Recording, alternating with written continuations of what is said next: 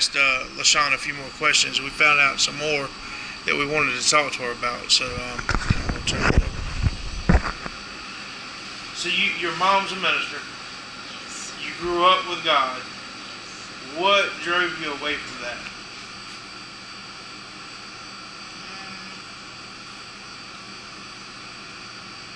Being told no to everything and not being able to do what, most girls my age are doing, being able to go out with their friends and go here or go there or, go to this party or something. No, it was always no. Or, Mom, can I wear this dress? No. Go take it off. Mom, can I buy these leggings? No. No, it was always no to just the small things. And when I decided to go to Shaw, I said, yes, finally getting away from her. You're going to do whatever I want to do now. It's all about me. Yeah, that's what it was. I'm like, I can go to this party. I can go hang out with my friends now. If I want to have a dude come by, he can come by. Different stuff like that.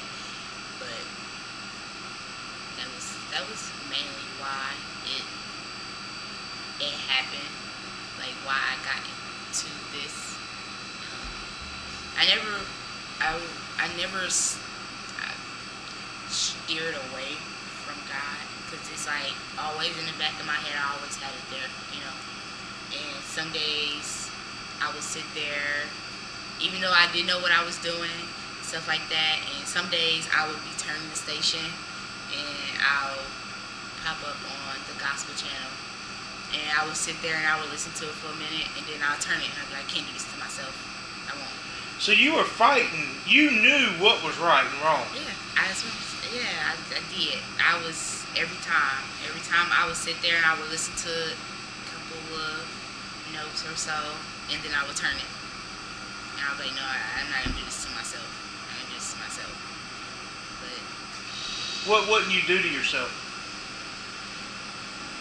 Why would you said, I'm going to turn it because I don't want to do this to myself.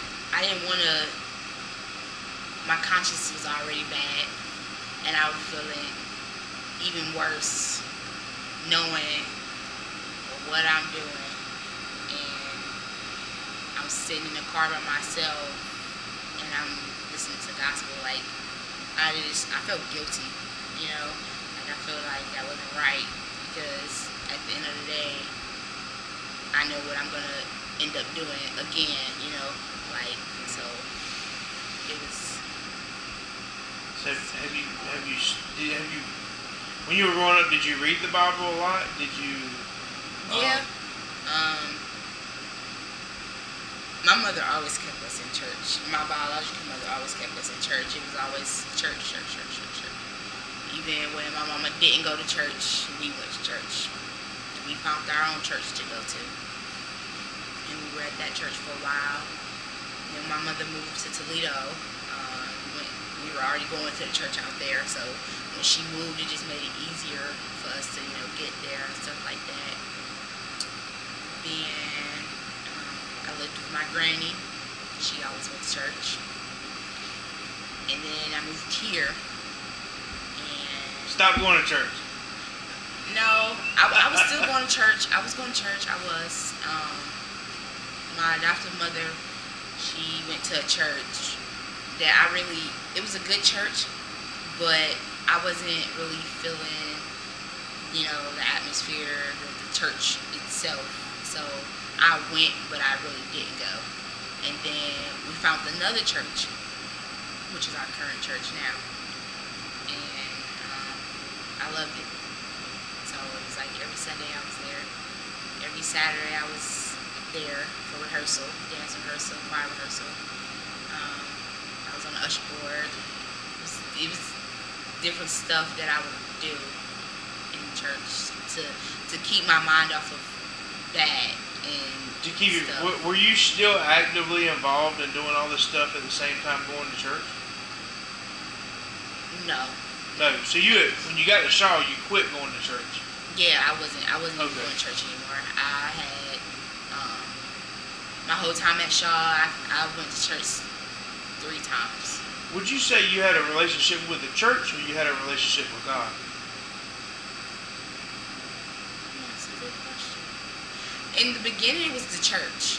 It was the church. I was loving everybody that was in there. You know, I was loving everybody's personality, how they treated you when you came into the church. You know, but then being there, I actually got closer with my inner self, with my inner spirit, with me, and that's why I stopped doing what I was doing for a while, because I'm like, I'm back home. There's no need for this. I'm going to get myself right, get myself together, you know, and get back where I wanted to be. So what made you stop that budding? I mean, you had a budding relationship. Sounds like you had a budding relationship. You know, you were starting to get closer with the Lord. What made you stop that?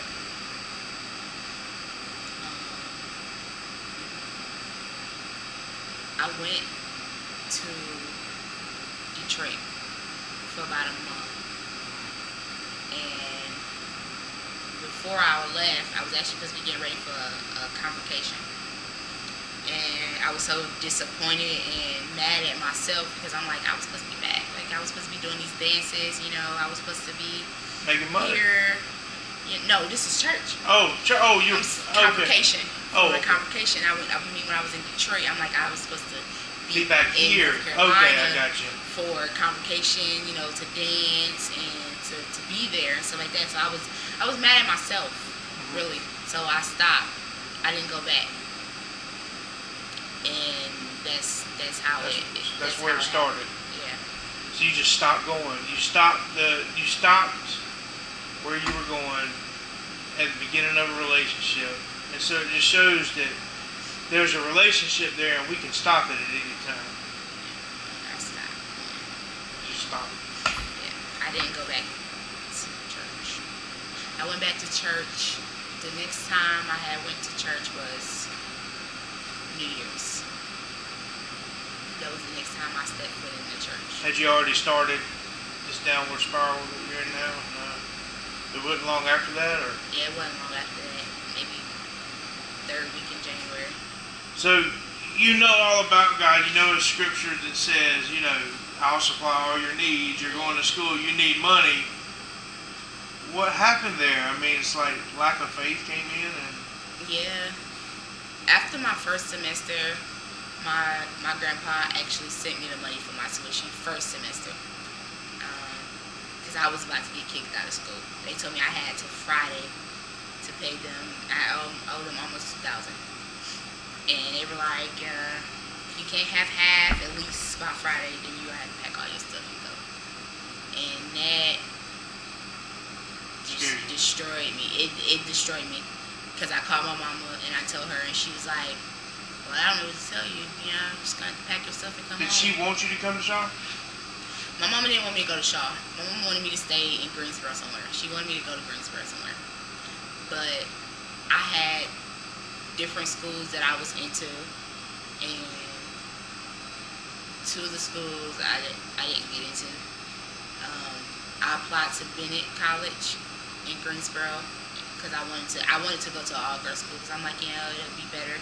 My focus would be better. Well, so I thought. I'm like, my focus would be better, you know. Even though it's right up the street from A&T, you know, I don't like A&T. So there would be no reason for me to be on A&T campus at all. I mean, you look firm on that. Yeah, at all. I didn't even apply to A&T. And everybody was like, why not? Like, why didn't you apply? You should have applied to A&T. No, I don't want to go to A&T. I don't want to even step foot on A&T's campus. And I don't even know why I feel that way. I don't want to go to A&T. Yeah. That's just how I was feeling. Did you get a scholarship to Shaw, or? No, I didn't. So you're having to pay for it?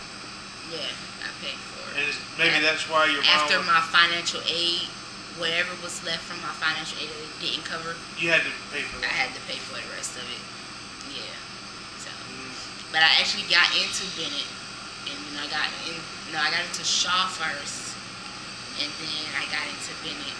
And my dad, when I talked to my dad about it, he was just like, go where you want to go. Wherever you want to go ahead. I'm with you. Now, what's his relationship with the Lord like? My dad doesn't go to church. I have never seen my dad go to church until my dad got out of jail. And when my dad got out of jail, he went a couple of times. So your mom was going to church. She was doing all these things. Your dad wasn't. Your mom didn't want you to go. Your dad says, do what you want to do. It seems like God placed people in your life to kind of guide you. Yeah. And now look, I mean, this has got to be surreal. You know what I'm saying? Sitting here right now, talking to two Jesus people in this decked out Jesus room, and we're talking about God, and I mean, you were in outright rebellion. You know, you're outright, I don't want to do what mom tells me to do. I want to wear the yogi pants. I want to wear what I want to wear. I want to do what I want to do. And I'm going to take God and put him on the back burner. And that's got to be, like, heavy. Isn't it? Very. So what do you think? I was always like, I'm not going to do this to myself. So, I mean, are you really done? I mean, do you think you can really be done? But what if your mom or somebody says, hey, you don't need to go do that, and you want to do it anyway? Are you gonna? Am I really done with this life right here? This type of life right here. Oh, I'm definitely done. I just don't think about it. I'm done. I just feel like once a man physically puts his hands on you, it does something. And I hoped, and I'm like, I really hope that this man never puts his hands on me. I hope I don't make him that angry to where listen to what you said. I don't want to make him that angry. Whose responsibility is it to control who's angry? It's his responsibility to control his own anger. So how can you make somebody mad enough to? By just... Boy, that control. Listen to what I'm saying here. If I let you make me angry, who's got control, you or me? If I let you make me angry, who's got control, me or you? I do. Because I let you. You got mad. You got mad. So he has no control. What would you say to any young lady out there right now that may be watching, that may watch this, that may be watching this? What would you say to them? You know, 15, 16, 13, 14, you know, however old they are, what would you say? First off, I would say have self-control in your own mind first. Like, don't be so naive to a man's touch and his sweet words, or what he say he can do for you or make things better, because 9 times out of 10 it's just talk. And I would say stay as close to your family, your parents as possible, even though you might not like what they're saying, but in the long run it's right. For you, and they will tell you nothing that's wrong,